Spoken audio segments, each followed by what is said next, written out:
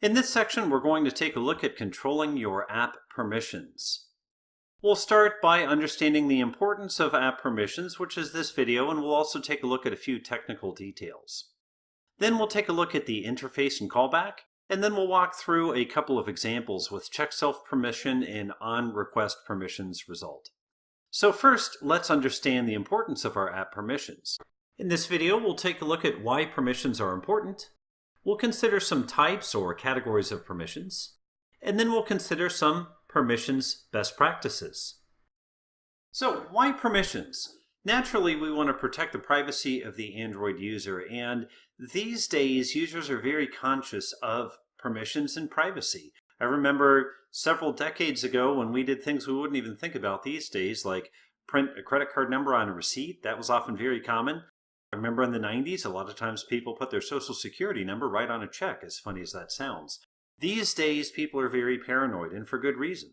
So we want to make sure that we protect their data, their private and personal data, any kind of system features, and also other apps, so that one app cannot corrupt another app. In Android, we tend to categorize permissions as normal, signature, and dangerous. Signature is kind of a special case and one that's not very relevant for us, so don't worry about that one. Let's focus on normal and dangerous.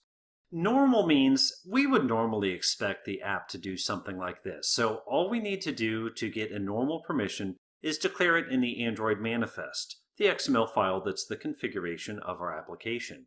Normal permissions are things like connect to Bluetooth, also connect to the internet. So things that you would normally anticipate an app would be able to do without doing anything crazy.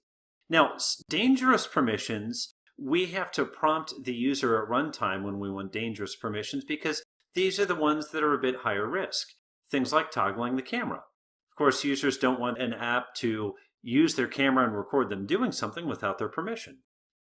So camera, microphone, looking at contacts, looking at phone numbers, these are, and also the calendar, that's another one. These are dangerous permissions where we actually have to prompt the user at time of need and say, hey, I would like this permission, and then the user has the opportunity to either approve or decline that permission. So, normal does not pose much risk for privacy, granted automatically by the operating system. Dangerous, when I talked about prompting at runtime, that's specifically in Android Marshmallow, which is 6.0 or 23 and greater. That's when we started prompting for permissions at runtime. Now, because the user can selectively permit or deny different permissions, the user can also tick a don't ask again checkbox if the user chooses deny. That way an app can't just constantly ask for permission and nag the user until the user says yes. And even if you've requested or denied permissions in the past, you can always change your choice by going to the Android settings for that application and toggling the permissions that way. So it is important to note that if a user has granted permission, the user might revoke that permission later outside of your app. Some best practices for permissions. First of all, only use the permissions that are necessary to do the work.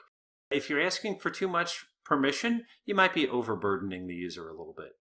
Here's a tricky one. Pay attention to libraries, because libraries might request permission. Now, to a user, the user doesn't necessarily know that your app is made of code that you've written and some libraries that you've borrowed. It all just looks like an app to the user. So if you're using a library, and that library requests a permission to the user, that's your app requesting that permission. So look very careful about that and be aware of the permissions that the libraries are requesting. Now tests. Tests are important. We always want to test before and after Android 6. And again, that's Marshmallow, version 6, version 23, so on and so forth. Now, at the time of this recording, we're up to Android P, which is version 28. So you see, we're several versions of advanced of that. There are fewer devices around that are prior to 6. So testing for prior to 6, probably not as important, but still a good idea to do. One thing you do want to test, though, is different combinations of permissions on and off. Because consider the case where a user selectively allows certain permissions but not others. How will your app work in that case? Will it work properly or will it crash?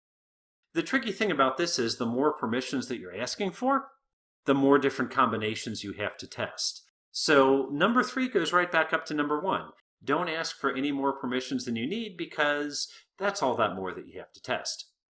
Now, you might also want to do a bit of analytics and see why or when users are denying permissions and maybe tweak your messaging a little bit. So consider an analytics plugin, something like Google Analytics, to see when users are denying permissions and say, you know what, maybe I want to be a bit more proactive, and before I prompt for this permission, I'll tell the user why I'm doing it. We'll see if that leads to more accepts.